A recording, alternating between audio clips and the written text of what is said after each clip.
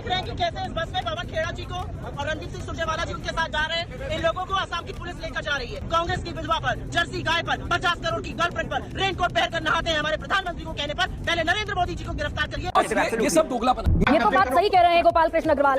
इंदिरा गांधी के समय पर 74 में 28% से भी ज्यादा इन्फ्लेशन रेट, नरसिम्हा राव की सरकार में 92 में 11.79, मनमोहन सिंह देश के बेहद मशहूर अर्थशास्त्री, रिनाउंड इकोनॉमिस्ट, 2010 में 11.99% इन्फ्लेशन रेट। आज तो फिर भी 5 या 6 के बीच झूल रही है। और 90 करोड़ लोगों को निःशुल्क राशन दिया जा रहा है हर महीने। ठीक है गोपाल जी, सुप्रिया ने ये जो डेटा है ना, ये रामेश्वर जी को जाके समझाए भाजपा। ये मैं पहली बात कहना चाहती हूँ, फ्यूल की जो धांधली है वो देश को पता है। जब महंगा होता है तब भी हम देते हैं, जब सस्ता होता है तब भी हम इसे वसूली की जाती है। आपके समय पर एक्साइज ड्यूटी नहीं थी, एडिशनल चार्जेस नहीं थे, अंतर्राष्ट्रीय बाजार में क्रूड ऑयल महंगा था, दाम सस्ते थे, लेकिन उसके बावजूद महंगाई तो अनकंट्रोलेबल थी। ये डॉक्टर मनमोहन सिंह ने अपने ऑन रिकॉर्ड स्टेटमेंट में माना कि मेरे पास जादू की छड़ी नहीं है, महंगाई रोक दूं।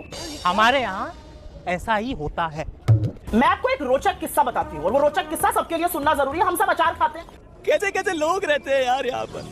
सुप्रिया एक सेकंड, वो सारी चीजें आप जो कह रही हैं, हाँ, एक्साइज ड्यूटी आपके समय पर कम थी, लेकिन महंगाई अनकंट्रोलेबल थी, और ये डॉक्टर मनमोहन सिंह का स्टेटमेंट है। मैं ये सवाल इसलिए पूछ रही हूँ कि क्या सरकार के नियंत्रण में भी सारी चीजें नहीं होती है, कुछ आउट ऑफ कंट्रोल होता है? मैं आपसे एक सवाल पूछना अच्छा, आपके समय पर ये 18% क्यों था? ये राहत देते हैं। ये थोड़ा सा बताइए जरा, आपके समय पर 18%, 11%, 12%, 13% क्यों था?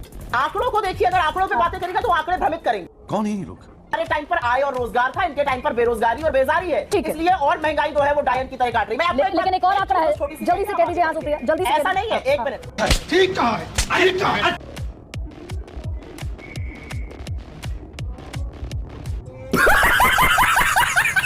सुप्रिया जी की बात, सुप्रिया जी ने जो बात कही, इनके मुंह से एक शब्द निकल गया। 2014 से पहले ये होता था, ठीक है। कौन सी कंपनी थी जिसकी मैं याद दिलाना चाहता हूं। समझ में नहीं आता कांग्रेस को विदेशी कंपनियों से ही क्यों 2014 से पहले याद दिलाना चाहता हूं। ये बताइए, यूनियन कार्बाइड के साथ कौन खड़ा था? कौन सी विदेशी कंपनी थी? विदेशी कंपनी थी। एंडरसन को सरकारी जहाज में बैठा के दिखाया गया था। अब आइए, एक और कंपनी थी विदेशी, बोफोर्स, उसके डिफेंस में कौन खड़ा था? हॉविट्जर, उसके डिफेंस में कौन खड़ा था?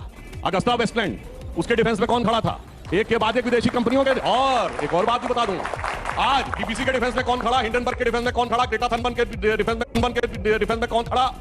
वातरुचि मामा के डिफेंस में कौन खड़ा?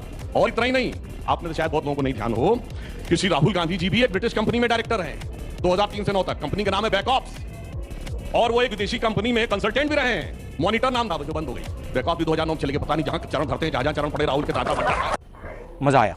मैं राहुल गांधी जी को अपना नेता मानती हूं, अपनी प्रेरणा मानती हूं, और मैं कहती हूं कि वो एक शख्स है जिसके अंदर गांधी की आत्मा है और शेर का कलेजा है। और इस शेर से ये सरकार डर गई, ये हुकूमत डर गई, नरेंद्र मोदी डर गए। और प्रियंका जी ने बिल्कुल ठीक कहा, इस देश का प्रधानमंत्री कायर है। अगर वो कायर नहीं होता तो राहुल गांधी जी आज सांसद होते। मुझे ये कहने में बिल्कुल आपत्ति नहीं है। ठीक कहा है, ठीक कहा है।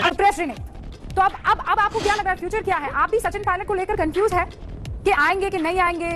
आपने क्या सोच रखा है? इधर डिसिप्लिनरी एक्शन के लिए बकायदा एक प्रस्ताव पारित किया जाता है, दूसरी तरफ प्रेस कॉन्फ्रेंस करके रणदीप सुरजेवाला कहते हैं वो आना चाहे तो आ सकते हैं। सचिन पायलट जी हमारे परिवार के सदस्य हैं, एक जुझारू नेता है।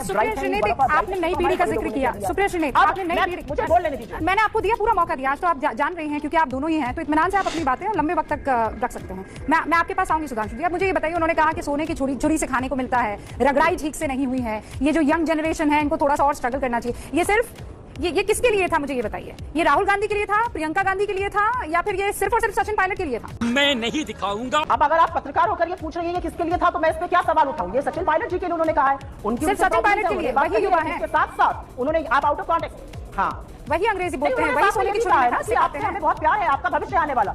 मुझे बोल लेने दीजिए। आपने तो मानेसर की बात करी थी, मुझे मानेसर। अरे सीधा महासचिव पार्टी में कौन बना था? सोने की छुरी लेकर गुड़गांव, उत्तर प्रदेश जैसे राज्य का प्रभारी सीधा कौन बन गया?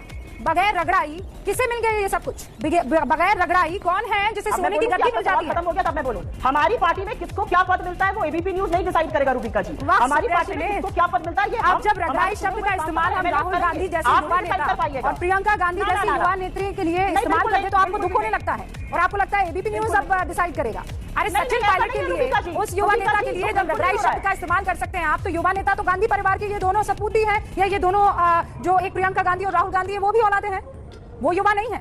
वो भी तो बगैर रगड़ाई के आराम से उस जगह उस मुकाम पर पहुंच गए हैं। होगा और 5 बजे। प्रिया जी बहुत बहुत स्वागत है आपका, कांग्रेस की नेशनल स्पोक्सपर्सन आप। और जैसे ही मैंने आपको देखा, मुझे मेरे जहन में एक बात याद आई। जिस दिन चुनाव के नतीजे आए उसके अगले दिन चुनाव के नतीजे वाले दिन एनडीए को क्लियर बहुमत समझ में आ गया। लेकिन आपका एक वीडियो जो संभवतः बीजेपी की तरफ से था और मीडिया सेल आईटी सेल की तरफ से था, जिसमें आप काफी खुश नजर आई और